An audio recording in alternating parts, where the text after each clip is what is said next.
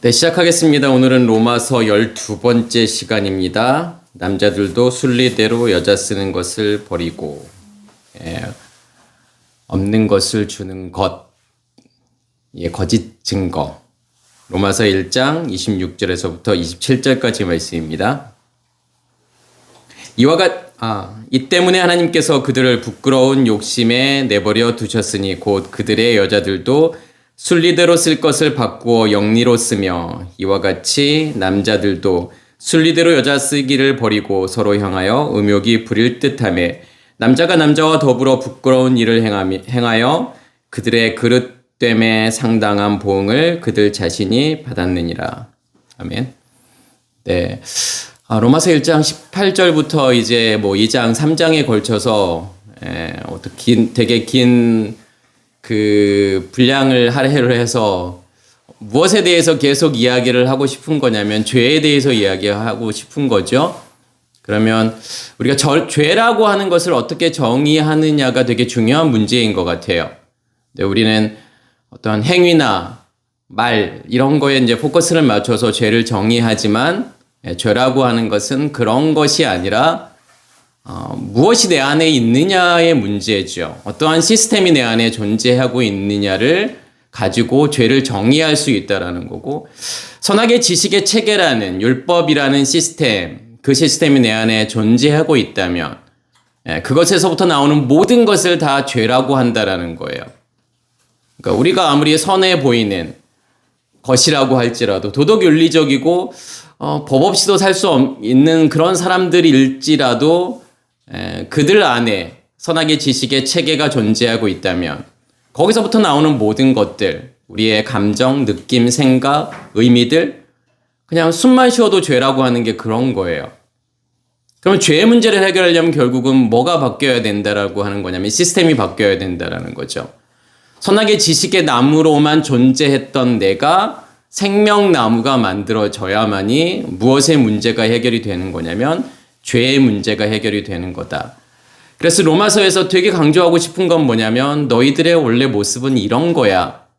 너희가 이 체계로, 선악의 지식의 체계로 지금까지 살고 있었잖아 라고 하는 것을 보여주는 거고, 그렇기 때문에 너희가 이 상태로 존재할 수밖에 없는 거야 라고 하는 거. 그래서 로마서는 살인의 문제에 포커스를 맞추고 있다라고 하는 거. 결국은 살인의 문제, 살인 가운데 내가 있다라고 하는 것은 죄 가운데 있다라는 것과 똑같은 의미인 거고, 하나님이 내 안에 존재하지 않는다라고 하는 거죠. 그렇기 때문에 죄의 문제가 해결할 수 없다라는 거예요. 그래서 로마서에서 계속 강조하고 싶은 것은 죄인이라고 하는 거. 그러한 죄인에게 희망이라고 하는 이 살인의 문제를 해결할 수 있는 유일한 방법은 내 안에 그 생명이 임하는 거다. 하나님이 내 안에 존재하게 되는 거다. 그걸 뭐라고 이야기하는 거냐면 믿음이라고 이야기하는 거죠. 그래서 믿음이라고 하는 것은 그냥 하나님 존재 자체를 믿음이라고 하는 거고, 내가 믿음이 있다라고 하는 것은 하나님이 내 안에 존재하고 있을 때 내 안에 믿음이 있다라고 이야기하는 거고, 그 믿음이 있는 자를 뭐라고 이야기하는 거냐면 의롭다라고 이야기하는 거예요. 그게 로마서의 포커스예요. 그래서 로마서에는 유난히도 죄의 문제에 대해서 많이 열거를 하고 있는 거고, 이 말씀을 통해서 내 안에 그 선악의 지식의 체계가 존재하고 있는 그러한 모습이 나의 모습이구나라고 하는 것을 우리가 볼 수 있어야 되겠죠. 그래서 그런 관점으로 지금 오늘 말씀도 이제 볼 수 있었으면 좋겠고, 또 하나 이제 이 말씀을 들어가기에 앞서서라기보다는 사실은 이제 결론적인 이야기지만, 이 본문은 우리가 어떠한 내용으로 알고 있냐면 마치 성경에서 동성연애를 금지하는 것처럼 그렇게 알고 있잖아요. 그래서 동성연애가 죄다. 근거가 뭐야? 라고 한다면 대표적으로 드는 본문이 이제 26절, 27절이에요. 아니, 성경이 지금 동성연애를 죄라고 말했지 않냐? 라고 생각하지만 오늘 죄송하게도 오늘 26절, 27절은 동성애에 관한 이야기가 아니라는 거예요. 결론적으로 말씀을 드리면 그 이유에 대해서는 이제 계속 제가 이제 설명을 드릴 거고, 그래서 우리가 대표적으로 창세기 19장에 나오는 소돔에서의 어떤 사건들, 그 사건들을 보면서도 우리가 동성연애라고 생각할 수 있지만 나중에 설명을 드리겠지만 그 본문도 동성연애를 말하는 게 아니라는 거고 오늘 본문도 그러한 이야기가 아니라는 거예요. 네. 그래서 이제 하나하나 그 말씀이 그러면 뭘 의미하는 건지 뭘 설명하기 위해서 지금 이 본문이 말하고 있는지에 대해서 좀 말씀을 드리도록 하겠습니다. 그래서 먼저는 이 때문에 하나님께서 그들을 부끄러운 욕심에 내버려 두셨으니 자, 부끄러운 욕심이라고 하는 단어가 나오는 거고 여기서 내버려 두셨다 이제 이렇게 번역을 했지만 이제 파라디돔이라고 하는 단어 넘겨 주셨다라는 거. 던져 놓았다라는 거예요. 우리를 어떠한 상태로 지금 던져 놓으신 거냐면 부끄러운 욕심의 상태로 하나님이 우리를 넘겨 주신 거고 던져 놓으셨다라는 거예요. 그러면 부끄러운 욕심이라고 하는 게 뭘 이야기하는 걸까요? 부끄럽다라는 거. 그러니까 여기에서는 아띠미아라는 단어를 썼어요. 근데 아띠미아라고 하는 이 단어가 뭐 불명예, 망신, 수치, 부끄러움이라는 뜻이 있고 이 단어가 아띠모스라는 단어에서 왔어요. 그냥 제가 뭐 이렇게 헬라어, 히브리어 이렇게 말씀을 드리면 편하게 그런 내용들이 그냥 있구나 정도로 그러니까 뭐 외우시라고 제가 하는 말씀을 드리는 것도 아니고 그냥 제가 나름대로의 이제 근거를 말씀을 드리기 위해서 이제 히브리어 헬라어를 쓰고 있다. 이제 이렇게 생각하시면 좋을 것 같아요. 그래서 이 아티모스라는 단어가 존경받지 못하는, 경멸받는, 미천한 이런 뜻이 있고 이 단어가 이제 두 단어가 합쳐진 거예요. 그러니까 알파라고 하는 이 단어는 뭐뭐 아니다라고 하는 그러니까 부정불변사예요. 그리고 띠메라고 하는 단어는 값, 가치, 보상, 존경이라는 뜻이 있어요. 그러면 두 개를 합치면 뭐죠? 가치 없는 거, 값이 없는 거. 이게 부끄럽다라고 하는 거죠. 그래서 우리가 어떤 상태가 부끄러운 거냐면 가치 없는 일을 하고 있는 거. 그럼 뭐가 가치 없는 거죠, 사실은요? 하나님 아닌 것으로 하고 있는 모든 것이 다 가치 없는 거라는 거죠. 그럼 가치 있는 건요. 하나님에 의해서 하는 모든 것들은 다 가치 있는 거라는 거죠. 여기에서도 뭐가 부끄러운 거죠, 우리가요? 그러니까 부끄러운 욕심 그러면은 세상 사람들이 생각하는 뭐 도덕 윤리적인 어떤 부끄러움 정도로 우리가 생각할 수 있지만 그런 부끄러움을 말하는 게 아니에요. 그냥 하나님이 없는 상태가 부끄러운 거고 그렇기 때문에 가치 없는 일들을 하게 된다라는 거죠. 왜요? 누구만이 가치 있는 거니까요. 누구만이 의미 있는 거죠. 하나님 자신만이 의미 있는 건데 우리는 전부 다 태어나면서부터 죽을 때까지 가치 없는 일, 의미 없는 일을 하고 있다라는 거죠. 왜요? 나의 것으로 하기 때문에요. 그러니까 나의 것으로 하는 모든 것들은 아까 제가 죄라고 말씀을 드렸죠. 그게 가치 없는 거고 그게 부끄러운 거라는 거예요. 욕심이라고 하는 단어는 이게 파토스라는 단어를 써요. 네, 들어오시면 됩니다. 네, 파토스라는 단어는 순한, 고난, 욕심, 뭐 욕정이라는 단어로 이렇게 번역이 되고 있고 이게 파스코라고 하는 단어에서 온 건데 파스코라고 하는 것은 뭐냐면 겪다, 경험하다라는 거예요. 그러면 부끄러운 욕심, 욕심이라고 하는 것은 결국은 나의 것으로 내 안에 가지고 있는 선악의 지식의 체계로 내가 경험하는 모든 것들 그런 것들을 지금 욕심, 욕정이라고 이야기하는 거고 그렇기 때문에 고난이 있다라는 거죠. 그 자체를 그냥 고난이라고 이야기하는 거예요. 그래서 부끄러운 욕심이라고 하는 것은 결국은 내 안에 하나님이 존재하지 않는 거죠. 아무 가치 없는 것을 가지고서 내가 경험하는 모든 것들 내가 내 안에 존재하고 있는 선악의 지식의 체계로 율법으로 내가 경험하는 모든 것들을 다 뭐라고 이야기하는 거냐면 부끄러운 욕심이라고 이야기하는 거죠. 그래서 내가 가치 있다고 생각하고 내가 의미 있다고 생각하는 것들이 사실은 아무 가치 없고 아무 의미 없다라는 거죠. 그래서 그것을 성경은 그냥 부끄러운 욕심이라고 이야기하는 거고 그 부끄러운 욕심에 우리를 던져 놓았다라는 거예요. 왜 그랬을까요? 그래서 우리의 시작이라고 하는 것은 제가 지난번에도 그런 표현을 드렸죠. 그냥 태어나고 보니까 빚더미에 앉아있는 그게 우리의 모습이에요.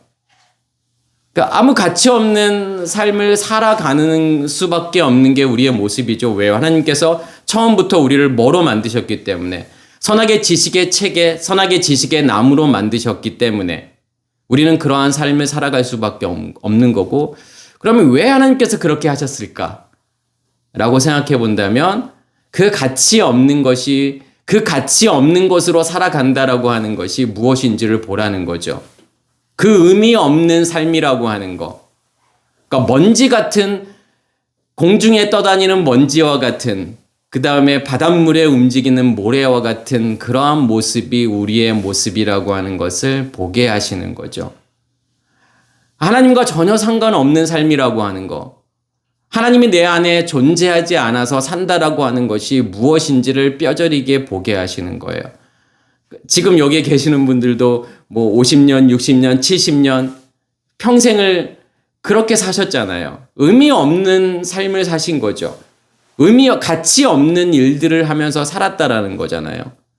그것을 보게 하시는 거예요. 나의 삶이라는 거. 내가 정말 가치를 두고 의미를 두었던 모든 것들이 사실 뒤돌아보니까 지금에 와서 보니까 아무 의미 없는 거였구나. 아무 가치 없는 거였구나. 거기에 내가 의미 있다라고 생각하고 평생을 살았구나라는 거. 뭐 그게 여러 가지가 될 수도 있잖아요. 그게 뭐 자식이 될 수도 있고, 마치 자식이 어떠한 큰 의미가 있는 것처럼 살았을 거고, 아니면 뭐 돈이라던가 명예라던가 이런 것들이 어떠한 큰 의미, 큰 가치가 있는 것이라고 알고 살았지만, 뒤돌아보니까 그건 아무것도 아니었구나. 지금에 와서 보니까. 하나님이라는 존재도 마찬가지죠. 내가 만들어 놓은 그 가치, 그 의미로 하나님을 만들어 놨던 그 우상을 내가 섬기고 있었구나 라고 하는 것을 보게 하시는 거죠. 그걸 깨닫게 하시는 거예요. 그래서 하나님께서 우리를 부끄러운 욕심의 상태로 던져 놓으셨다라고 하는 거죠.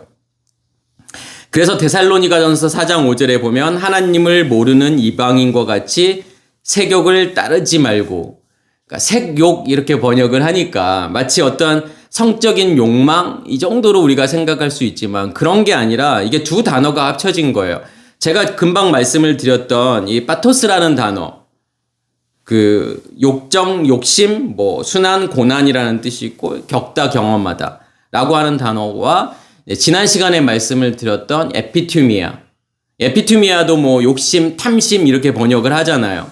근데 이 에피투미아도 어디에서 온 단어냐면 에피투메오라는 단어, 내가 바라고 원하고 소원하는 것들. 결국은 색욕이라고 하는 것은 내가 원하고 바라고 소원하는 그것으로 경험하는 모든 것들, 그것들을 지금 색욕이라고 이야기하는 거예요.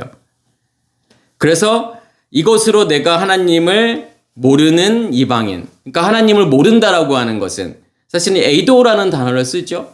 그러니까 에이도라고 하는 단어는 뭐 알다, 깨닫다, 인식하다, 경험하다라는 거죠.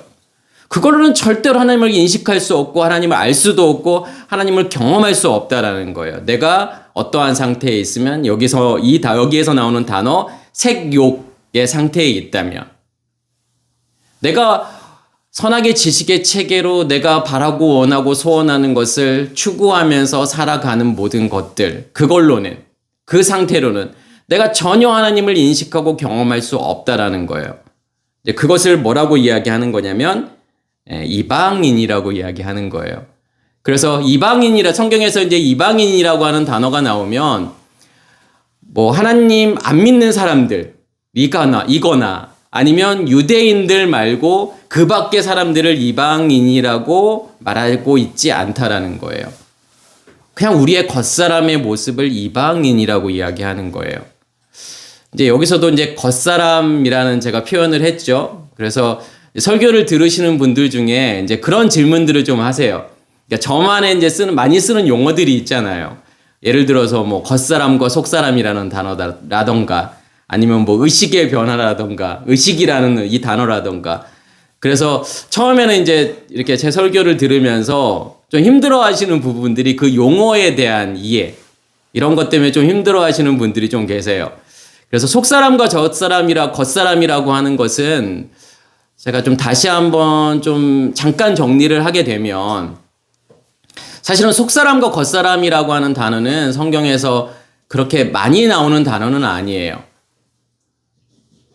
이 속사람이라고 하는 단어는 3번 나와요. 로마서에 1번 나오고 고린도후서에 1번 나오고 에베소서에 1번 나와요. 3번밖에 안 나와요. 겉사람이라고 하는 단어는 고린도후서에 이제 1번 나오는 단어가 이제 겉사람이라고 하는 단어예요. 근데 저 나름대로는 속사람과 겉사람이라고 하는 이 두 단어가 성경의 전체를 설명하고 있는 되게 중요한 의미가 있는 단어다라고 저는 생각을 하죠. 그러니까 속사람을 우리가 어떻게 생각하면 좋냐면 그냥 하나님 자신을 속사람. 그러니까 다시 말해서 어떠한 하나님 자신, 어떤 예수 그리스도를 설명하는 이제 단어가 첫째 날의 빛과 둘째 날의 궁창이잖아요. 말씀의 근원이잖아요. 그런 이제 우리는 예수 그리스도라고 하는 이 두 단어. 근데 그거를 성경에서는 또 여러 가지로 표현할 수 있겠죠. 그것을 생명나무라고도 표현할 수 있는 거고. 또 로마서 이제 8장에는 생명의 성령의 법, 이제 이렇게도 표현할 수 있죠. 그래서 속사람이라고 하는 단어는 결국은 하나님 자신, 우리 안에 임하셔서 우리 안에 존재하고 있는 하나님 자신, 예수 그리스도, 이거를 속사람 이렇게 생각하시면 좋을 것 같아요. 겉사람이라고 하는 것은요, 반대로 선악의 지식의 체계가 만들어 놓은 모든 것들, 그렇게 의해서 만들어지는 나라는 존재, 이것을 겉사람 이렇게 표현하는 거죠. 다시 말해서 이제 창세기에서는 창세기에서는 그것을 선악의 지식의 나무 이제 이렇게 표현할 수 있겠고, 로마서 이제 8장에서는 죄와 사망의 법도 이렇게도 표현할 수 있겠죠. 그러니까 한마디로 말해서 내 안에 존재하고 있는 율법, 선악의 지식의 체계, 그것에 의해서 만들어지는 나라는 존재, 그것을 겉사람 이제 이렇게 이해하시면 좋을 것 같아요. 그래서 고린도후서 4장 이제 16절에 보면 이제 그런 내용들이 나오잖아요. 그러므로 우리가 낙심하지 말지니, 낙심하지 아니하노니. 왜요? 겉사람은 계속 낡아 없어질 거고 속사람은 계속 새로워질 거라는 거죠. 다시 말해서 하나님의 의식의 체계는 내 안에서 계속 확장되어져 갈 거라는 거고, 예수 그리스도는 내 안에서 계속 확장되어져 갈 거고, 그렇게 확장되어져 가면 갈수록 우리의 겉사람이라는 존재는 사라지고 없어지는, 그렇게 된다라는 거예요. 그래서 속사람과 겉사람에 대해서 제가 이제 잠깐 정리를 해드린 거고, 이제 그것을 좀 내용을 알고 이제 속사람, 겉사람을 좀 이해하시면 좋을 것 같아요. 그래서 어떤 분이 이제 속사람과 이제 새사람, 이제 에베소서에 보면은 속사람이라는 표현이 나오고 새사람이라는 표현이 나오잖아요. 그러니까 새사람은 뭐라고 생각하시면 좋냐면 속사람이 확장되어져서 만들어지는 결과물을 새사람이라고 생각하면 좋겠죠. 왜냐면 새로워진다라고 하는 거니까, 새로 만들어지는 사람이라는 개념이니까. 그래서 여기서도 하나님을 모르는 이방인과 같이, 그게 우리의 겉사람이라는 거. 그래서 우리의 겉사람은 무엇을 따라 살 수밖에 없는 거냐면 색욕을 따라 살 수밖에 없다. 색욕이라고 하는 것은 결국은 내 안에 존재하고 있는 선악의 지식의 체계가 바라고 소원하고 원하는 그것을 따라 살아갈 수밖에 없다라는 거죠. 그게 우리의 모습이에요. 그래서 누구를 비난할 게 아니에요. 저 이방인과 같은 사람들, 저 예수 안 믿는 사람들, 저 사람들은 자기 욕심대로 살고 있지라고 손가락질할 수 있지만 사실 그게 우리의 모습이라는 거예요. 겉으로는 되게 선한 것 같고 되게 윤리적, 도덕적으로 완벽한 것 같은 우리의 모습들이 사실은 뭐냐면 색욕을 따르는 이방인과 같은 모습이라는 거. 그런 우리를 볼 수 있어야 되겠죠. 그러면서 곧 그들의 여자들도 순리대로 쓸 것을 바꾸어 영리로 쓰며, 이제 이런 표현들이, 이제 이런 표현들을 우리가 좀 들으면 성적인 그런 것들과 좀 연관을 시킬 수 있잖아요. 그래서 여자들도 사실은 남자와의 어떠한 성적인 관계, 이것을 형성하고 살아야 되는데 그런 게 아니라 이제 그게 순리라고 지금 이제 생각을 하는 거고, 그 순리대로 사는 것이 아니라 영리, 그러면은 영리라고 번역하는 순간 그게 어떠한 여자가 남자와의 어떤 관계가 아니라 여자와 여자의 관계, 이제 이렇게 살아가는 것. 그래서 우리는 이제 그걸 동성연애 이제 이렇게 생각할 수 있잖아요. 지금 성경은 이런 이야기를 하고 싶은 게 아니라는 거예요. 그러니까 우리가 죄라고 하는 것을 어떻게 정의하느냐의 문제인 거고, 우리는 죄라고 하는 것을 우리가 알고 있는 방식으로 정의를 하기 때문에 마치 모든 본문들이 좀 그렇게 보인다라는 거예요. 이 본문은 사실은 좀 더 정확하게 번역을 하면 어떻게 번역을 할 수 있냐면, 왜냐하면 그들의 여자들이 바꾸었다. 본능적인 사용을 본능적인 확장 안에서. 그러니까 무슨 말이냐면, 여기서 본능적이라고 하는 이 단어가 이제 좀 중요한 의미가 있을 것 같아요. 이게 피시코스라는 단어를 써요. 이 피시코스라는 단어는 자연적인, 본능적인 이라는 뜻이고, 피시스라는 단어에서 온 건데, 피시스라는 게 뭐냐면 타고난 상태, 자연, 그리고 어떠한 특징, 특성, 기질, 또 이거를 뭐 자연의 질서, 피조물, 이렇게도 지금 번역을 해요. 그러면 원래 타고난 상태, 원래 가지고 있는 자연 그대로의 상태, 뭘까요? 내가 원래부터 뭘 가지고 태어났죠? 어떠한 기질, 어떠한 성질을 가지고 태어난 거죠? 단순하게 우리의 어떤 성품을 이야기하는 게 아니에요. 그냥 원래부터 내가 가지고 태어난 거. 그게 율법이라고 하는 거잖아요. 그게 선악의 지식의 체계라고 하는 거죠. 그것을 여기에서는 지금 뭐라고 번역을 한 거냐면 본능, 또 여기서 순리라고 지금 번역을 한 거예요. 그래서 이거는 뭐냐면, 먼저는 우리가 여자, 남자라고 하는 이 개념, 왜냐하면 지금 26절은 여자에 대한 걸 설명하고 있고 27절은 남자에 관한 것을 설명하고 있잖아요. 그러면 먼저는 남자와 여자라고 하는 것이 뭔지, 이거에 대한 정의가 좀 필요해요. 그러니까 단순히 우리가 생물학적으로 남자, 여자를 이야기하고 있는 것이 아니라는 거예요. 우리는 제가 창세기 3장을 이렇게 설명하면서도 말씀을 드렸지만, 거기에 뭐가 나오냐면 나시, 뱀이 나오잖아요. 그리고 여자가 나오고 남자가 나오죠. 그럼 우리는 다 어떤 각자 다른 존재들이라고 생각을 해요. 뱀은 뱀, 여자는 여자, 남자는 남자가 아니라 우리는 이 세 가지를 동시에 살고 있다라고 보시면 돼요. 우리의 겉사람은 나아시 뱀을 살고 있는 거고, 우리의 속사람은 남자와 여자를 살고 있다. 되게 동시성이라고 하는 것이 성경에서도 되게 중요한 포인트예요. 그러니까 제가 가끔 이제 양자역학을 말씀을 드리는데, 양자역학에서도 되게 중요한 개념이 뭐냐면 동시성이에요. 양자 얽힘이라고 하는 이 부분이 되게, 그래서 우리가 양자역학을 이렇게 이해하기 힘든 부분이 그런 부분이에요. 좀 상식적이지 않아서. 그러니까 미시 세계에 관한, 보이지 않는 세계의 어떤 법칙을 설명하는 게 양자의 역학인 거고, 고전 역학은 거시 세계, 보이는 세계에 대한 어떤 법칙을 이야기하고 있는 것이 뭐냐면 고전 역학이라는 거예요.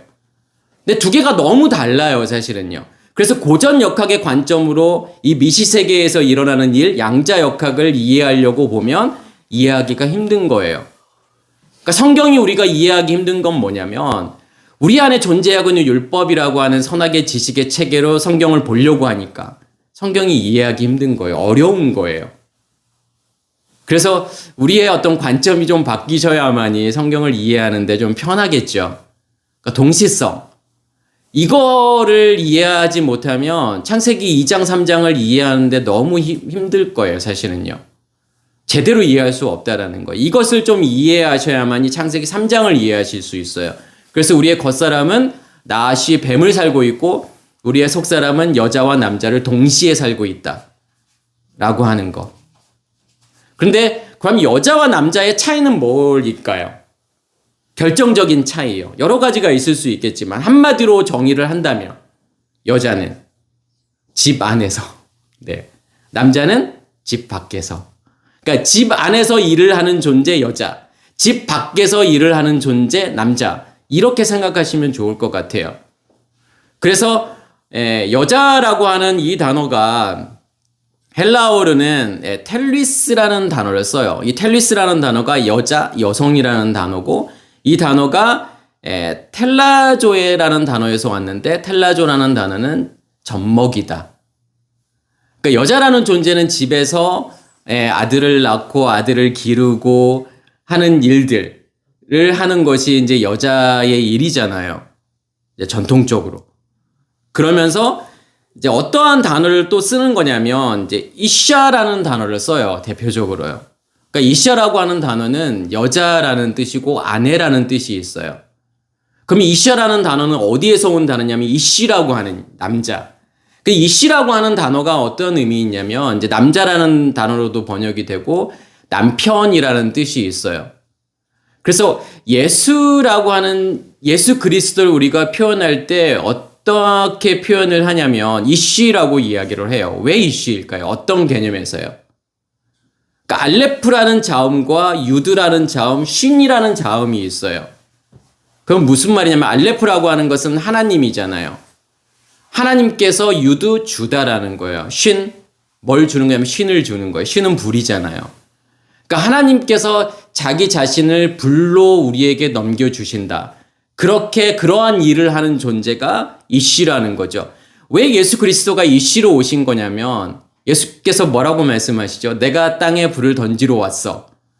라고 하는 거죠. 그러면 이씨라고 하는 것은 결국은 불을 던지는 자, 불을 주는 자, 빛을 넘겨주는 자라고 하는 것을 이씨라고 하는 거고 그 빛을 간직한 존재를 뭐라고 이야기하는 거냐면 이샤라고 이야기하는 거예요. 여자라고 이야기하는 거죠. 그래서 이시토라고 하는 단어를 쓰죠. 그의 아내. 그러니까 그의 아내라는 개념은 결국은 내 안에 그 생명을 가지고 있는 존재, 그 빛을 내 안에 간직하고 있는 존재를 그의 아내라고 이야기하는 거예요. 그리고 네케바라고 하는 단어를 써요. 그러니까 네케바는 결국은 자카로와 연결된 결국 그리스도에 의해서 만들어지는 존재를 네케바 이제 이렇게를 이야기하죠. 그래서 한마디로 여자라고 하는 것은 결국은 내 안에 간직된 생명을 통해서 생명의 자라남, 그 생명의 일함의 결과물, 그것을 여자라고 이야기를 하는 거예요. 그리고 남자라고 하는 것은 이제 아르넨이라는 단어를 써요. 헬라어로는요. 여기에서 아르넨이라고 하는 단어가 나왔고 이게 남자라는 뜻이고 아이로에서 온 거예요. 아이로라고 하는 것은 뭔가를 들다, 옮기다, 제거하다. 그러한 일을 하는 것이 지금 남자인 거고 히브리어에서도 대표적으로 아까 이제 제가 이시라고 하는 단어, 불을 던지는 자, 빛을 던지는 자, 빛을 주는 자라고 하는 것이 이시라고 하는 거예요. 그래서 이시의 사역을 한다라고 하는 것은 결국은 뭐냐면 내가 광명체들이 되어서 세상을 향해서 빛을 비추는 존재. 이게 남자라고 하는 거죠. 그래서 남자는 아까 제가 밖으로 일을 하는 존재가 남자라고 했잖아요. 내 안에 있는 것을 밖으로 주는 거. 그러니까 우리가 넷, 다섯, 여섯째 날을 산다라고 하는 거는 결국은 내 안에 있는 빛을 다른 사람들에게 넘겨주는 거고 그러면 그들 안에 빛이 간직이 되고 불이 타게 되면 결국은 다섯째 날에 짐승을 기른다라고 하는 건 뭐죠? 바닷짐승이라고 하는 거. 말씀을 넘겨주는 거잖아요. 기름 부음을 주는 거잖아요. 그러한 일들을 다 뭐라고 이야기하는 거냐면 이씨라고 이야기하는 거예요. 남자의 일이에요. 내 안에 있는 것을 넘겨줘서 또 그들 안에 그 불이 꺼지지 않도록 계속 말씀을 기름 부음으로 넘겨주는 거. 이제 이게 이씨가 하는 일이고 남자가 하는 일이라는 거죠. 그리고 또 자카르라는 단어를 써요. 남성 그러면요. 그래서 자카르는 이제 이게 자카르 기억하다. 어떤 의식의 변화라고 하는 거. 거기에 포커스를 두고 있는 거예요. 그래서 그리스도라고 하는 그리스도를 통해서 만들어지는 어떤 우리의 상태를 설명할 때 자카르라는 단어를 써요. 또 하나는 어떤 단어를 쓰냐면 이제 게베르라는 단어를 써요. 그러니까 이 게베르라는 단어가 남자, 남성이라는 뜻으로 용사라는 뜻으로도 이제 번역을 하는데 이 단어가 가바르 강하다, 우세하다라는 뜻이 있어요. 그러니까 어떤 강함을 이야기할 때 강력함을 의미할 때 어떤 단어를 쓰냐면 이 게베르라는 단어를 쓴다는 거예요. 남자라는 단어를 쓰는 거죠. 왜 남자가 강한 존재인 거냐면 줄 수 있는 자가 강한 거예요. 힘 있는 자예요. 내 안에 있는 것을 넘겨줄 수 있는 자. 이제 그러한 의미로 지금 남자, 여자를 이야기하고 있는 거죠. 그래서 여기에서도 먼저는 우리가 남자와 여자라는 개념을 먼저 생각해 보셔야 되고, 그러니까 우리의 속사람은 안에서는 누구를 살게 되는 거죠, 결국은요? 여자를 살게 되잖아요. 밖으로는요, 남자를 살게 된다라는 거. 이거 하나만 좀 기억해 주시면 좋을 것 같아요. 그래서 성경에서 남자, 여자, 남성, 여성, 그것은 단순한 성별을 말하는 게 아니에요. 생물학적인 남자, 여자를 말하는 게 아니라는 거예요. 그렇기 때문에 성경이 잘 이해가 안 되셨을 거예요. 그런데 한번 성경을 읽으면서 남자, 여자 이런 단어가 나올 때마다 우리의 속사람은 여자를 살고 또 남자를 살고 있구나. 이거를 한번 다시 생각해 본다면 그런 이해되지 않았던 말씀들이 정말 많이 이해되실 거예요. 그래서 먼저는 이걸 좀 생각해 보고, 여자들이 순리대로 산다. 그러니까 여기에서는 뭐냐면 영리라고 번역을 했죠. 근데 이 전치사가 뭐냐면 빠라라고 하는 전치사예요. 그러니까 성경에서 전치사가 기본적인 전치사의 의미들이 있는데 그거 말고도 여러 가지로 많이 전치사들이 해석이 되는 건 뭐냐면, 원래 기본적인 의미를 가지고서 이 본문을 해석하려고 보니까 해석이 안 되는 본문들이 너무 많은 거예요. 그러다 보니까 이 전치사가 이러한 의미만 있는 것이 아니라 이런 의미도 있고 이런 의미도 있고 라고 설명하는 건데, 전치사는 기본적으로 그 전치사가 가지고 있는 기본 의미들이 있어요. 이것은 절대로 바뀌지 않는다라고 저는 생각을 해요. 그래서 영어에서도 마찬가지예요. 그러니까 to라는 전치사가 가지고 있는 기본적인 의미들이 있어요. 그게 전치사로 쓰던 투부정사로 쓰이던 상관없어요.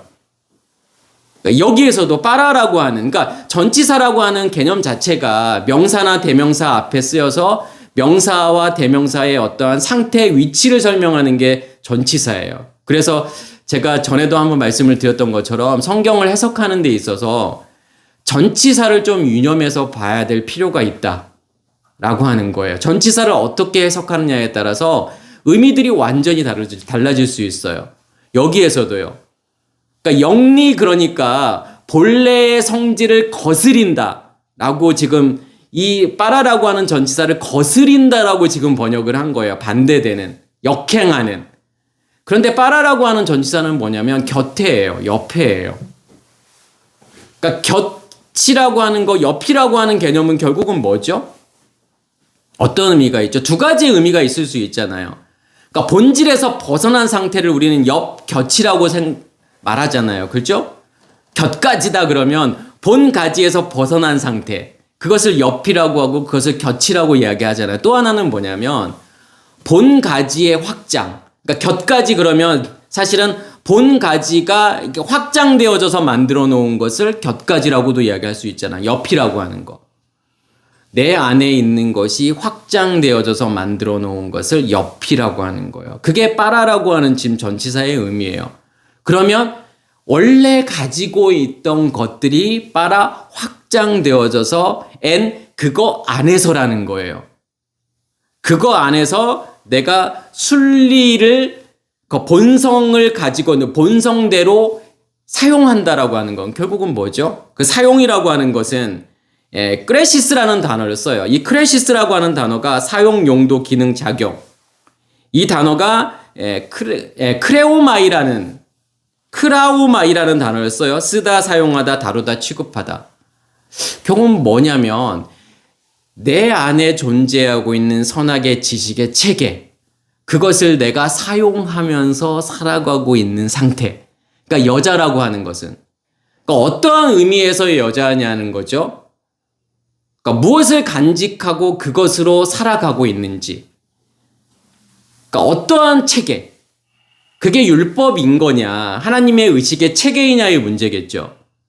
그러니까 선악의 지식의 체계를 가지고서 그것을 사용하면서 살고 있는 상태가 여자일 수도 있고, 아니면 하나님의 의식의 체계라고 하는 생명나무를 가지고 그 생명나무에 의해서 살아가는 존재가 여자일 수 있다라는 거예요. 어떠한 여자를 지금 말하고 있느냐의 문제인 거고, 우리는 어떠한 여자를 살 수밖에 없다라는 거죠. 처음부터 내가 가지고 있는 것에 의해서 그것을 사용하면서 살아가는 여자, 그 내 안에 있는 선악의 지식의 체계가 빠라 확장되어져서 그거 안에서 그것을 사용하면서 살아가고 있는 상태를 지금 여자라고 이야기하는 거예요. 그것을 바꾸었다라는, 그 상태로 바꾸었다라는 거예요. 뭐여야 되는데요? 무엇으로 살아야 되는데요? 그 앞에 보면은 하나님의 진리, 하나님의 진리로 살아가야 되는 존재. 다시 말해서 생명나무가 내 안에서 확장되어져서 그 생명나무를 사용하고 활용해서 살아가야 되는 존재인 내가. 근데 그것을 뭐로 바꾸었다라는 거죠? 선악의 지식의 체계가 확장되어져서 그것을 사용하고 있는 그 상태로 바꾸었다라는 거예요. 그러한 여자로 살고 있는 모습이 우리라고 하는 거예요. 너희가 그렇게 살고 있잖아. 그것을 죄 가운데 있다라고 하는 거죠. 지금 이 내용이 되게 어려운 표현일 수도 있지만 사실은 그렇게 어려운 표현은 아니에요. 그냥 너무 그냥 간단한 거예요. 그냥 너 안에 지금 선악의 지식의 체계, 율법 그거 있잖아. 그러면 그 율법은 계속 너 안에서 확장되어져 갈 거야. 그러면 그 확장되어진 것으로 너는 살아갈 수밖에 없어. 그것을 사용하면서 살아갈 수밖에 없어 라고 하는 건데, 그거를 마치 뭐라고 지금 우리가 생각하게 되냐면, 여자가 순리대로 살아야 되는데 순리대로 안 살고 그 순리에 역행하는 것으로 살고 있어 라고 하는 것처럼 보이잖아요. 그러니까 그러한 지금 것을 말하는 것이 아니다. 그래서 이 본질적이란, 여기서 본질상, 본질적이라고 하는 단어가 되게 중요한 거죠. 그래서 이 단어는 사실은 많이 나오는 단어가 아니에요. 3번 나오는 단어예요. 3번 중에서 26절에 한 번, 27절에 한 번 이렇게 쓰여지는 거예요. 그래서 사실은 이게 정확히 어떤 의미가 있는지를 알기가 쉽지 않을 수도 있죠.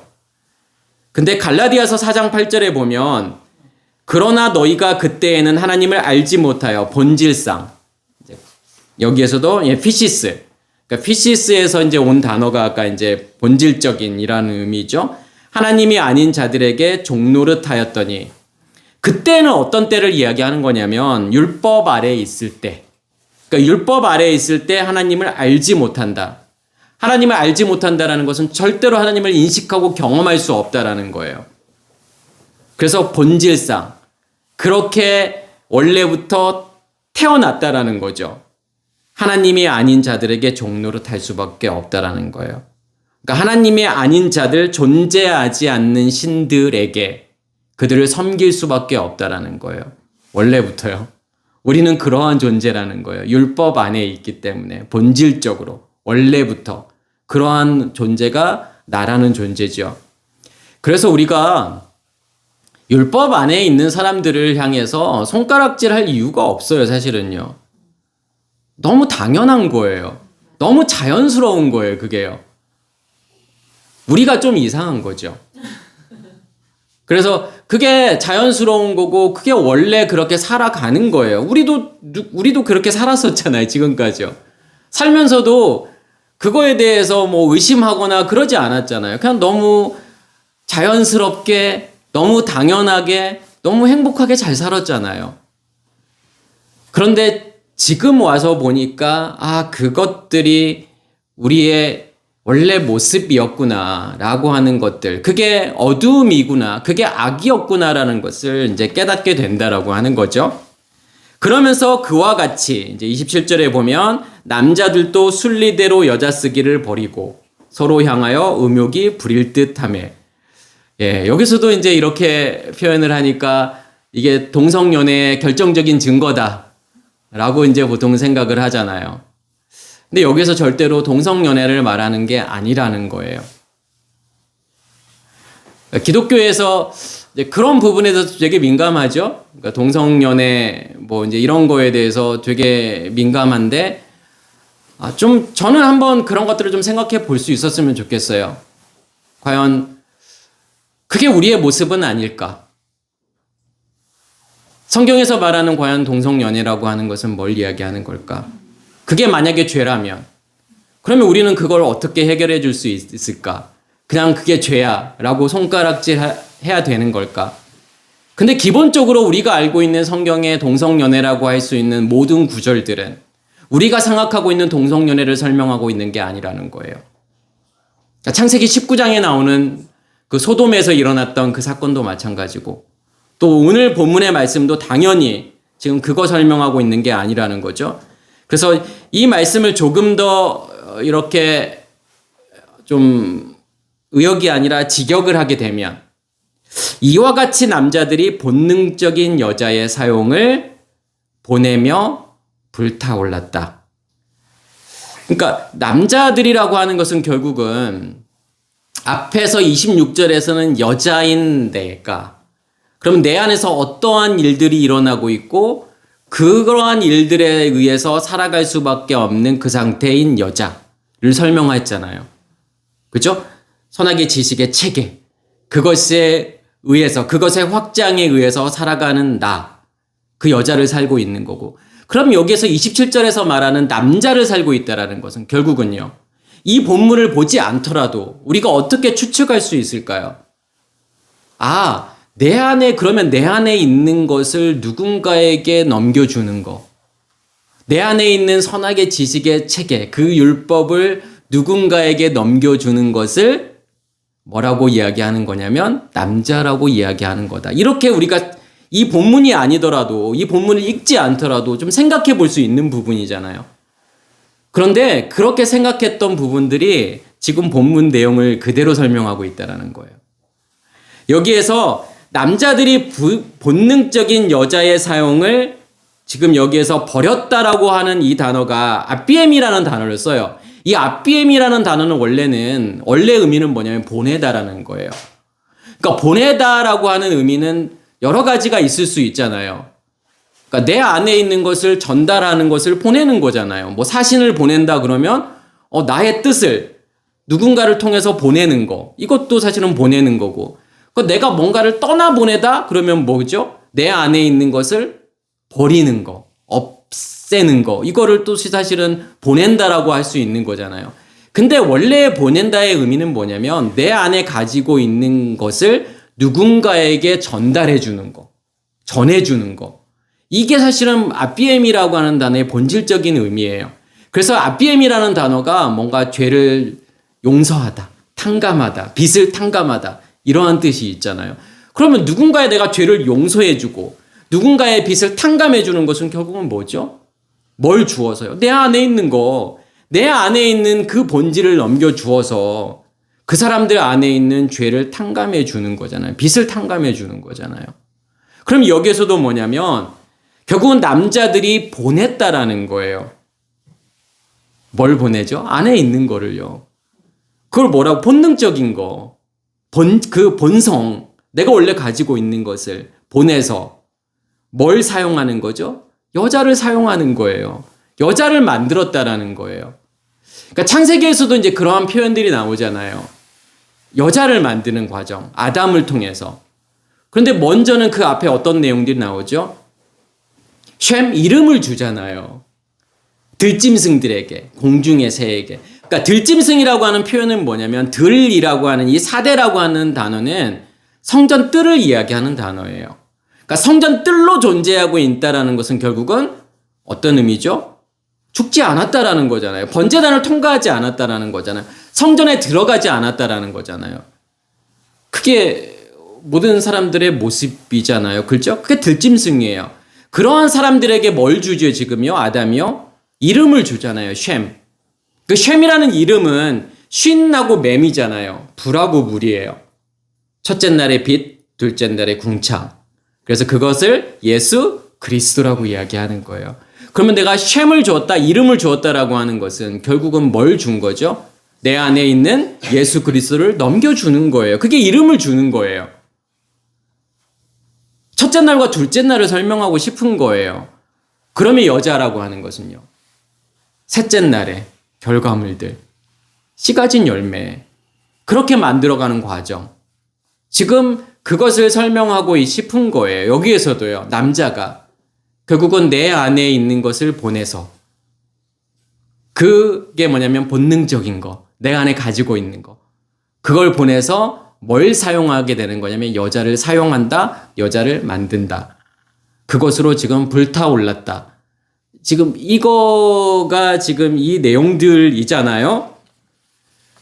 그래서 이 내용들이 사실은 뭐냐면 남자들이 순리대로 여자 쓰기를 버렸다라고 하는 그러한 해석이 아니라 이 내용은 사실은 창세기 2장 24절과 그대로 일치하는 본문이에요.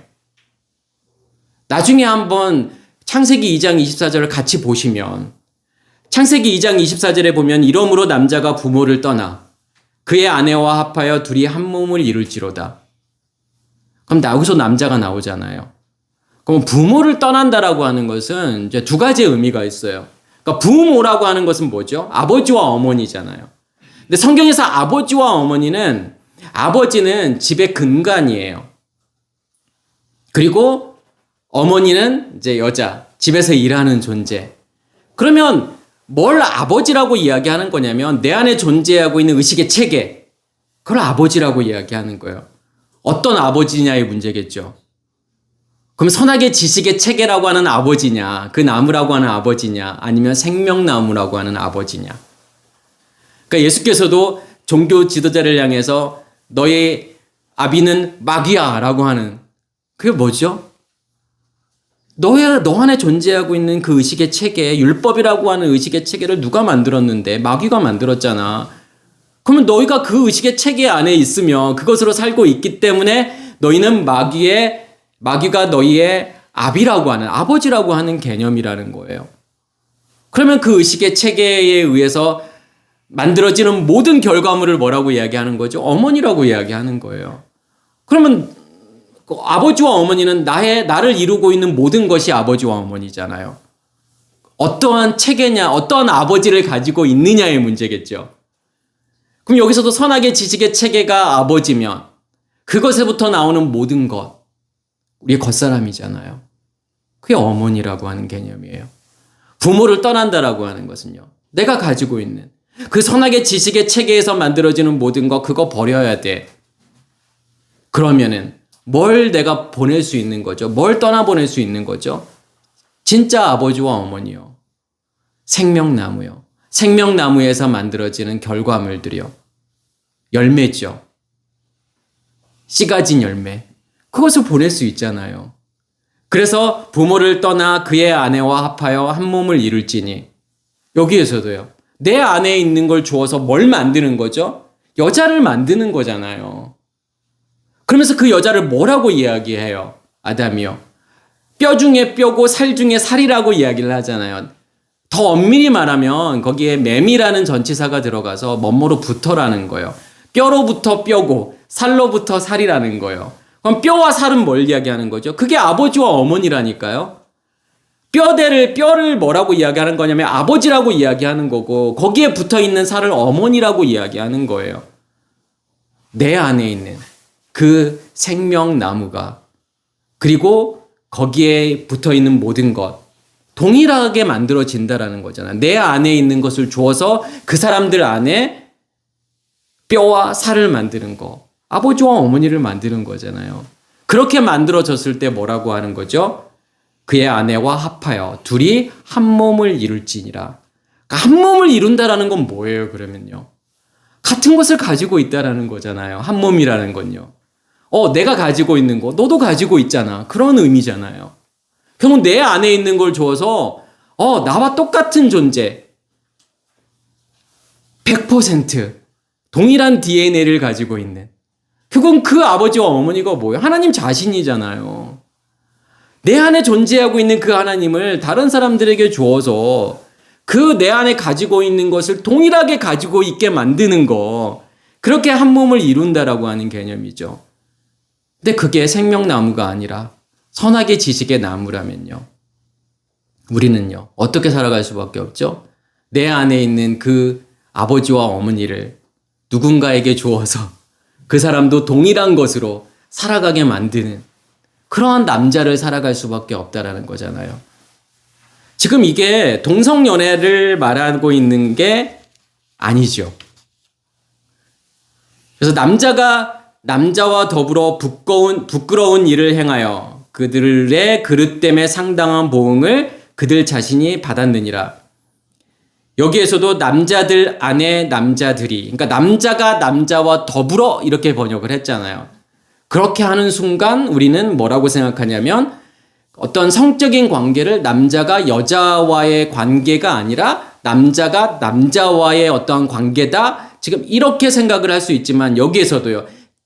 직역을 하게 되면 남자들 안에 n이라는 전치사 남자들 안에 남자들이라는 거예요. 자, 그러면 남자들 안에 남자들 뭘까요? 내가 남자로 산다라는 것은 결국은 뭐죠? 광명체들이라는 거잖아요.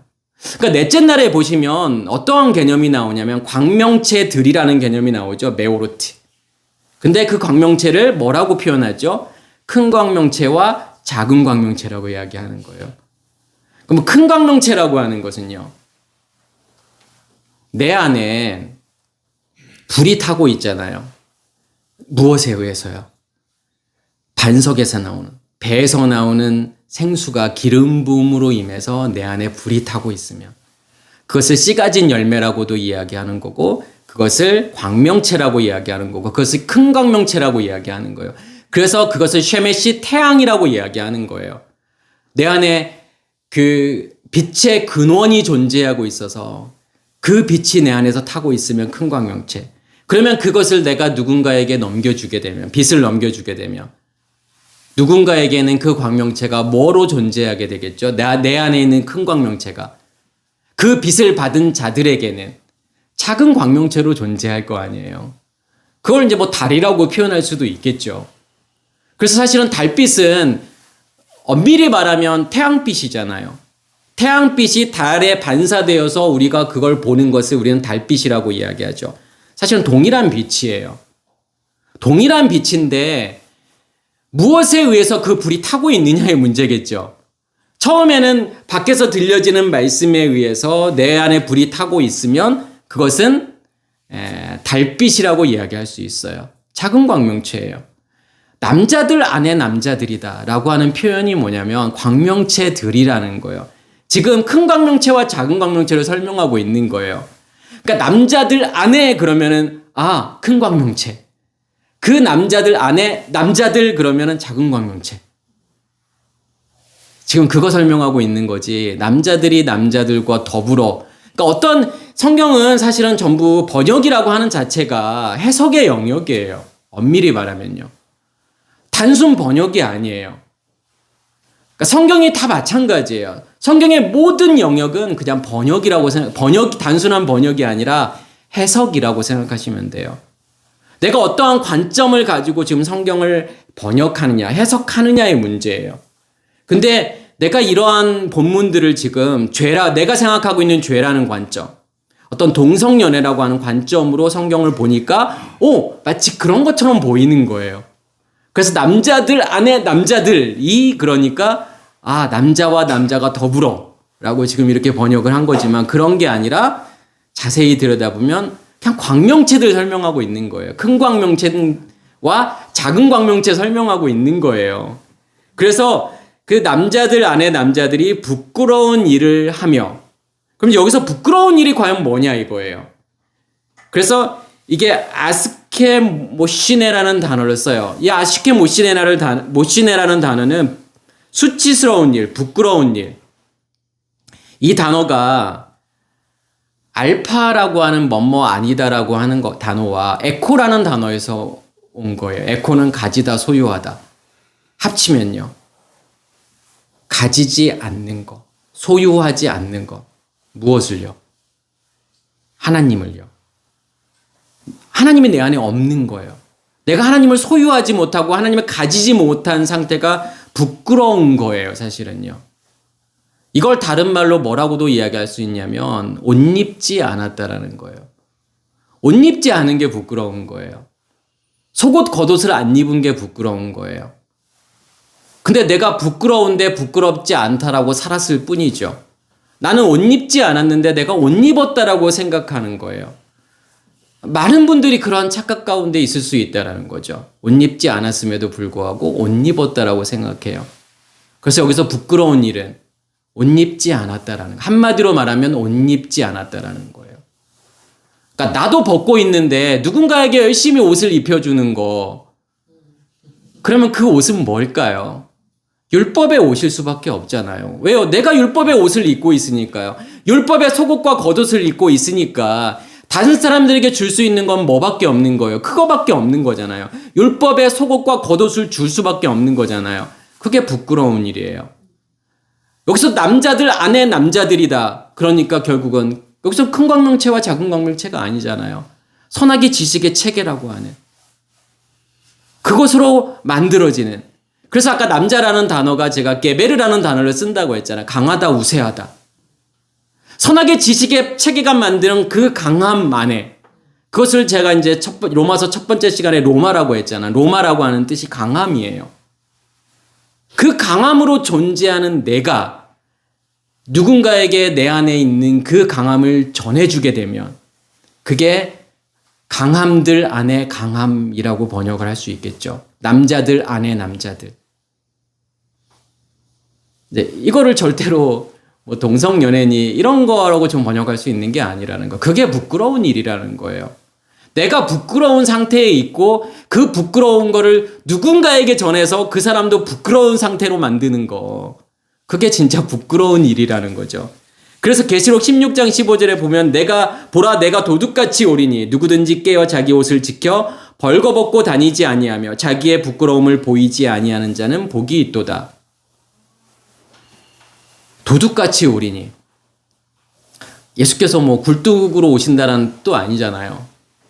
뭐 담 넘어서 온다던가 뭐 이렇게 남들 몰래 들어오겠다 이런 게 아니잖아요. 예수께서 그렇게 오신다라는 건가요? 마지막에? 아니, 그런 게 아니라 겉사람으로 존재하고 있으면 그리스도의 오심을 절대로 알 수 없다라는 거예요. 그러면 그 그리스도는 뭐로 존재하는 거냐면 도둑으로 존재할 수밖에 없다라는 거예요. 우리는요. 처음에는 알 수 없어요. 그리스도께서 내 안에 임하시는 걸 알 수 없지만 결국은 그리스도의 임하심을 다시 말해서 생명이 내 안에 임하는 거. 도둑같이 임하는 거죠. 그 존재를 알 수 없어요. 그렇지만 그 존재는 어느 순간 드러나게 되어 있다는 거예요. 그걸 뭐라고 이야기하는 거죠? 깨어있는 거예요. 그게요. 어떻게 해야 깨어있을까요? 우리는 깨어있으려고 열심히 노력했죠. 아니 밤에 잠 안 자는 게 깨어있다 이렇게 생각하지는 않을 거고. 뭘 해야 깨어있는 걸까요? 성경을 열심히 읽어야 되나요? 기도를 열심히 해야 되나요? 새벽 예배를 해야 되나요? 금요철야를 해야 되나요? 아니면 봉사를 열심히 해야 되나요? 그게 깨어있는 건가요? 그게 깨어있는 게 아니라요. 내 안에 그 존재, 그 생명이라는 존재가 드러나지는 게 깨어있는 거예요. 그래서 내가 깨어있는 게 아니라니까요. 내가 깨어있고 싶어서 깨어있는 게 아니라 그 생명이 내 안에 존재하게 되면 나로 하여금 그 생명은 드러날 수밖에 없는 거고 그래서 내가 깨어있는 게 아니라 하나님께서 나를 깨우시는 거죠. 봐, 내가 너 안에 있잖아 라고 하는 거. 자기 옷을 지켜 벌거벗고 다니지 아니하며 옷을 지킨다라고 하는 거. 지킨다라고 하는 단어가 여기에서 그러니까 때레오라는 단어를 써요. 그러니까 때레오라는 단어는 뭐 지키다, 보존하다, 파수하다, 간직하다, 뭐 행하다, 준수하다, 준행하다라는 뜻이 있어요. 마치 히브리어에서 샤마르와 같은 거죠. 이 단어 하나에 여러 가지 의미들이 있어요. 간직하다라는 의미가 있고 지키다, 보호하다라는 의미가 있어요. 그리고 준행하다라는 뜻이 있어요. 결국은 옷 입고 있다라고 하는 전체를 다 설명하고 있는 거예요. 간직한다. 그럼 뭘 간직하는 거죠? 예수 그리스도요. 그럼 예수 그리스도를 간직한 것을 성경은 뭐라고 이야기하는 거죠? 뭘 입었다고 하는 거죠? 속옷을 입었다라고 하는 거예요. 그게 속옷을 입은 거예요. 첫째 날의 빛이 우리 안에 존재하고 있고 둘째 날의 궁창이 존재하고 있어. 그래, 너 속옷 입은 거야. 예수 그리스도가 안에 있다라는 거예요. 겉옷은요. 속옷의 확장이잖아요. 지키고 보호하고 파수한다라는 건 결국은 뭐죠? 어떻게 지키죠? 그 생명을요? 내 안에 있는 생명을 지키고 보호할 수 있는 가장 좋고 가장 확실한 방법은 뭐냐면 내 안에 있는 것이 확장되어져 가는 거예요. 그래서 제가 성벽이라고 하는 개념을 성전의 확장으로 말씀을 드렸잖아요. 성벽이 만들어진다라는 것은 그 자체가 지키고 보호하려고 하는 거잖아요. 뭐가 확장되면 내 안에요. 하나님의 안에서 확장되어져 가면 그게 내 안에 있는 것을 지킬 수 있는 가장 좋은 방법이에요. 그게 준행하는 거예요. 하나님께서 끊임없이 말씀하시잖아요. 내 계명을, 내 말씀, 내 말을 너희가 준행해 라고 하는 건 뭐죠? 하나님을 간직해서 하나님의 것으로 충만해지는 거, 확장되어져 가는 것을 준행한다라고 이야기하는 거예요. 뭘 지키라는 게 아니에요. 너 이거 해. 그리고 이걸 하면 절대로 안 돼. 그래서 하라고 하는 거 열심히 하고 하지 말라는 거 안 하는 것이 준행하는 게 아니라 그냥 하나님 존재 자체가 내 안에서 확장되어져 가는 것을 준행한다라고 이야기하는 거예요. 다시 말해서 속옷과 겉옷을 같이 입는 것을 준행한다라고 이야기하는 거예요. 그래서 여기서 자기 옷을 지켜라고 하는 단어는 옷 입어라고 하는 거예요. 속옷과 겉옷을 같이 입어. 그런데 그 겉옷은요. 속옷이 확장되어져서 만드는 것이 겉옷이잖아요.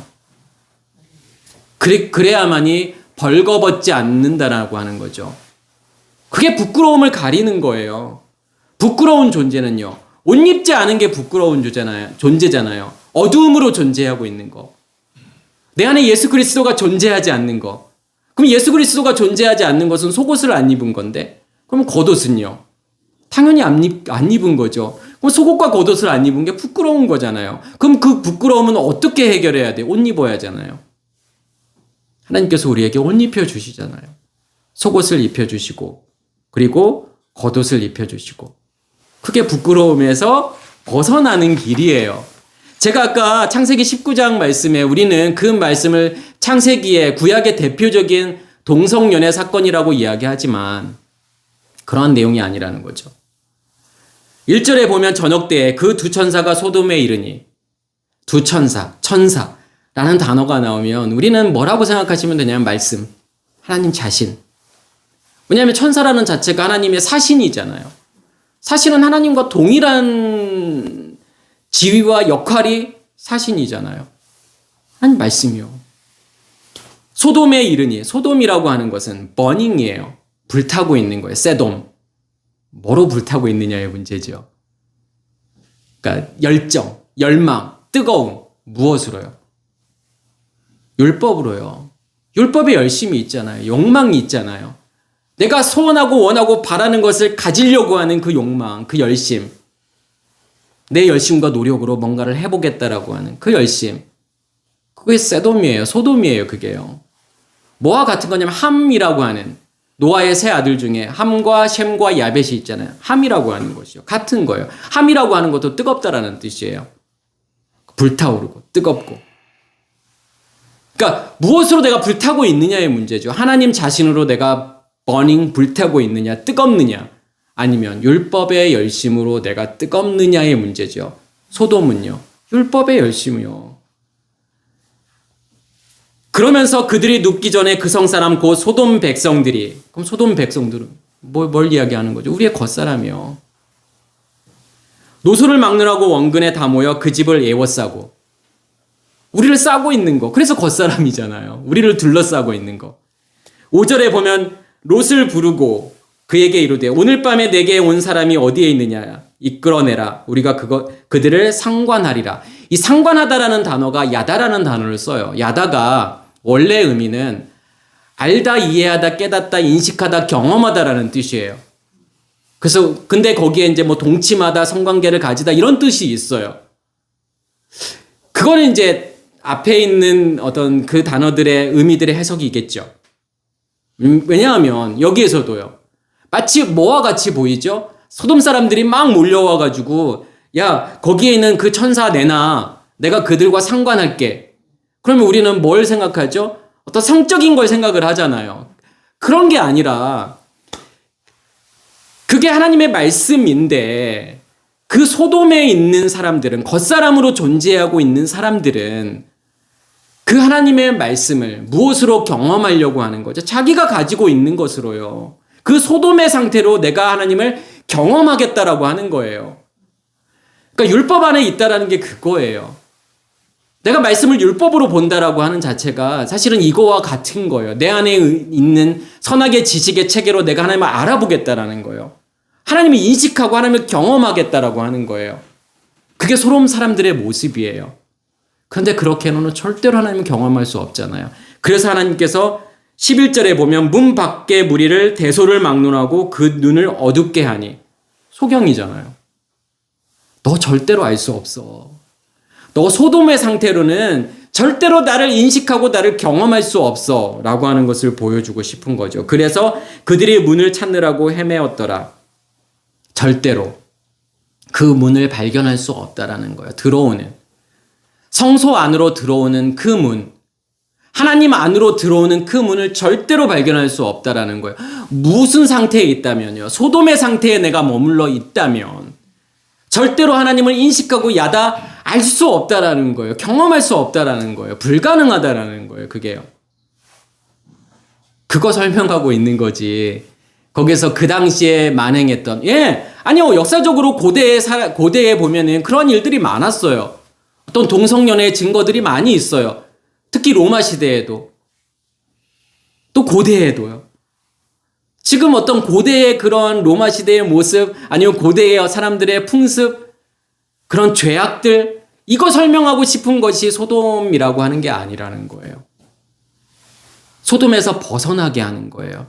우리가 성경에서 아브라함을 이해할 때 아브라함을 다 설명하는 단어가 뭔지 아세요? 사라, 이스마엘, 이삭, 롯, 조카잖아요.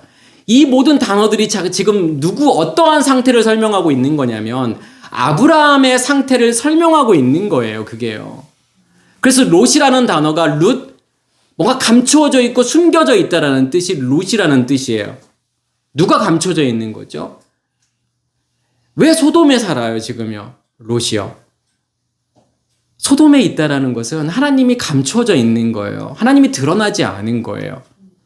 그게 소돔의 모습이니까요. 그것을 보여주고 싶은 거예요. 그게 너의 모습이야. 아브라함, 너의 모습이 이 상태에 있는 거야. 라고 하는 것을 보여주고 싶은 거예요. 그래서 아들, 아내, 이러한 단어들은 다 뭐냐면 그 사람을 설명하고 있는 거예요. 그렇게 성경을 보시면 돼요. 야곱도 그렇고 이삭도 마찬가지예요. 이삭의 상태를 설명하고 있는 게 리브가. 야곱의 상태를 설명하고 있는 것이 두 아내와 두 첩, 아들들. 다 누구를 설명하는 거죠? 야곱이요. 이스라엘이 뭔지를 설명하고 싶은 거예요. 그래서 여기 창세기 19장에서도 우리가 생각하고 있는 어떤 동성연애의 모습, 증거가 아니라 그냥 소돔의 상태가 어떤 거라는 것을 설명하는 거고, 절대로 소돔의 상태에서는 하나님을 인식하고 하나님을 경험할 수 없다. 그거 말하고 싶은 거예요. 그들의 잘못에 마땅히 있는 보응을 그들 자신 안에 도로 받으며, 잘못이라고 하는 것은 여기에서 뭐냐면 잘못 인도하는 거예요. 그래서 이 단어가 속이는 자, 사기꾼이라는 뜻이 있는 거예요. 잘못 인도하는 거죠. 내가 소경이기 때문에 소경이 소경을 인도하는 거잖아요. 그러면 배나 더 지옥 자식 만드는 거잖아요. 나도 망치고 다른 사람도 망치는 거예요. 여기에서도요. 그들의 잘못. 그럼 어떤 잘못이요? 사기꾼이요. 속이는 자. 나도 없는 걸 주려고 하니까. 나도 벗고 있는데, 나도 옷 입지 않았는데 내가 누군가에게 옷 입혀준다라고 하는 게 말이 안 되는 소리잖아요. 그러면 다른 사람도 착각 가운데 있게 만드는 거잖아요. 옷 안 입었는데 그들도 내가 옷 입었다라고 하는 착각 가운데 있게 만들면 나는 뭐죠? 사기꾼이죠. 나는 속이는 자잖아요. 지금 그들의 잘못은 이게 그들의 잘못이라는 거고, 그럼 마땅한 보응을 받아야 되잖아요. 그들 자신 안에 도로 받으며. 그러면 어떠한 보응을 받게 되는 거죠, 지금요? 여기에서 이 보응이라는 단어가 미스티아라는 단어를 써요.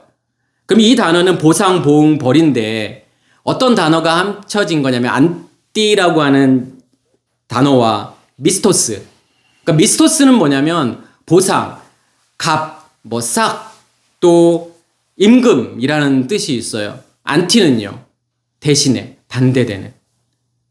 그럼 보상에 반대되는, 보상을 대신하는. 어떤 보상을 받아야 되지, 우리는요? 어떤 품삯을 받아야 되는 거예요? 우리가 받아야 되는 보상, 품삯, 싹, 상급 뭐가 있죠? 하나님 자신이요. 그거 말고 없다니까요. 그러니까 다른 걸 기대하지 마세요. 성경은 절대로 다른 보상을 이야기하지 않아요. 그냥 하나님 자신이 보상이라니까요. 뭐가 필요하죠? 그 가치가 얼마나 나에게 대단한 것인지를 알게 되면 다른 게 필요 없다라는 걸 알게 돼요. 하나님, 저는 이것만 있으면 돼요. 그냥 하나님 자신, 그거 하나만 있으면 돼요. 다른 거 필요 없어요. 이렇게 가야 되는 거잖아요. 그래야 그 하나의 가치를 내가 진짜 알고 있는 거잖아요. 그게 품꾼 비유잖아요. 처음에 온 자들은 몰라요. 내 열심과 노력으로 뭔가를 이 하나라는 결과물을 만들어냈다라고 생각해요. 그런데 내가 죽으면 죽을수록 3시가 되고 6시가 되고 9시가 되고 11시가 되고 나의 겉사람이 죽으면 죽을수록요. 그 하나의 가치가 얼마나 대단한지를 알게 돼요.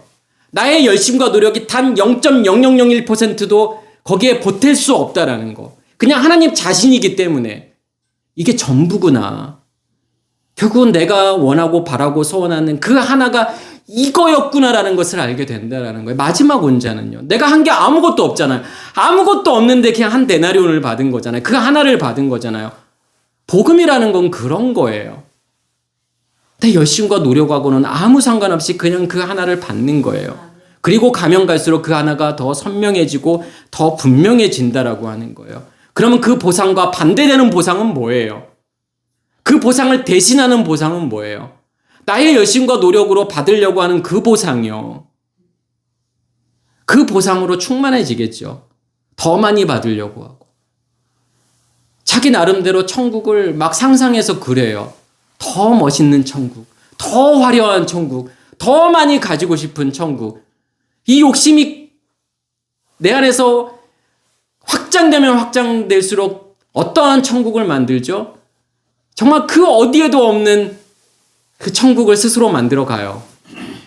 누가 만든 천국이에요? 네. 내 안에 선악의 지식의 체계가 만든, 내 욕심이 만든 천국이에요. 그래서 그런 천국은 존재하지 않는다라고 자신 있게 이야기할 수 있다라는 거예요. 그런 천국은 존재하지 않아요. 천국은 그런 개념이 아니니까요. 그냥 하나, 그 하나. 그 하나의 개념이라니까요. 그 하나를 가지고 있는 사람이 그게 영생이에요. 왜요? 그 하나가 영원하잖아요. 그 영원한 것을 내가 가지고 있기 때문에 내가 영생을 가지고 있다. 영원한 생명을 살고 있다. 이렇게 표현하는 거예요. 그래서 마태복음 6장에서도 그러므로 구제할 때에 외식하는 자가 사람에게 영광을 얻으려고 회당과 거리에서, 회당과 거리가 그런 개념이에요. 회당, 시나고게 같이 모이다라는 거예요. 뭐가 내 안에 모여 있느냐? 선악의 지식의 체계? 그게 모여 있고, 그러면 레호브, 거리는 확장이에요. 넓어지다, 확장되다라는 뜻이에요. 그게 계속 확장되어져 가면 그걸 뭐라고 하죠? 외식하는 자요. 쉽잖아요. 그냥 굳이 외식하는 자를 막 설명할 필요도 없어요. 내 안에 하나님 아닌 그것, 선악의 지식의 체계, 그게 확장되어서 만들어 그렇게 살고 있는 나? 외식하는 자요. 자기 영광을 얻으려고 하는 거예요. 하나님의 영광이 아니라 사람들의 영광. 영광, 카보드요. 카보드가 뭔데요? 카바드. 무겁다라는 거예요. 무엇으로 채워져 있느냐의 문제예요. 하나님으로 채워져 있으면 하나님께 영광. 나의 것으로 채워져 있으면 나의 영광. 그러면 여기에서는요. 나의 영광으로 살려고 하니까 그게 외식하는 자라고 하는 거고, 자기 상을 이미 받았어 라고 하는 건 뭐예요? 아니 그게 너의 상이야. 그냥 그 선악의 지식의 체계가 너 확장되어서 만들어 놓은 너의 겉사람, 그 상을 이미 받았다라는 거예요. 우리는 그 상이 아니잖아요. 그냥 하나님 자신이라고 하는 그 상, 그 상에 의해서 이제 살아가는 존재인 거죠. 창세기 3장에 보면 뱀이 뭐라고 이야기를 하죠? 여자에게 선악의 지식의 나무 열매 먹어. 그러면 너 눈이 밝아질 거 아니야. 그래서 하나님과 같이 돼. 진짜 그렇게 되죠. 그걸 먹으면 먹을수록 그 선악의 지식의 체계가 만들어 놓은 결과물, 그렇게 살아가면 살아갈수록 우리 결국 눈이 밝아진다라고 하는 것은 뭐냐면 그 체계가 내 안에서 계속 확장되어져 간다라는 거예요. 그러면 하나님과 같이 된다라고 하는 거. 그럼 그게 우상이잖아요. 반드시 우상을 만들 수밖에 없다니까요. 계시록 13장에 보면 내가 땅의 짐승, 바다의 짐승으로 존재하면 반드시 우상 100%. 우상을 만들 수밖에 없어요. 그 우상으로 살아갈 수밖에 없어요. 그 우상을 섬기면서 살아갈 수밖에 없다라는 거예요. 여기에서도요. 맞죠? 눈이 밝아져서 선악을 알 줄. 선악을 더 잘 알게 되죠. 더 나누게 되고 더 분별하게 되고. 이건 악이야, 이건 선이야 열심히 나누면서 살겠죠. 더 많이 나누면서 살겠죠. 그게 바리새인이잖아요. 바리새인 파라시라는 단어가 나누다, 구별하다라는 거잖아요. 나는 너희들과 달라. 이렇게 살아갈 수밖에 없다라는 거잖아요. 그게 자기들의 보상이잖아요. 그게 자기들의 상급이잖아요. 그것을 계속 나아시, 우리의 겉사람은 계속 그렇게 살으라고 이야기하는 거예요. 그게 하나님과 같이 되는 거야. 그게 하나님으로 너희가 살아가는 거야. 라고 하는 것을 계속 말하고 싶은 거예요. 오늘 말씀을 통해서도요. 내 안에 뭐가 존재하고 있을까? 그러면 그것으로 살게 되면 내가 어떠한 상태로 될 수밖에 없지? 라고 하는 것을 분명하게 이야기하고 있는 거예요. 선악의 지식의 체계, 율법, 너 안에 그게 존재하고 있어? 너가 그것으로 살고 있어? 그러면 너 안에 그것으로 충만할 수밖에 없고, 그러면 그것을 다른 사람들에게 줄 수밖에 없어. 근데 그건 부끄러운 거야. 그것은 잘못이야. 라고 하는 것을 설명하고 싶은 거고, 그게 부끄러운 거라는 거예요.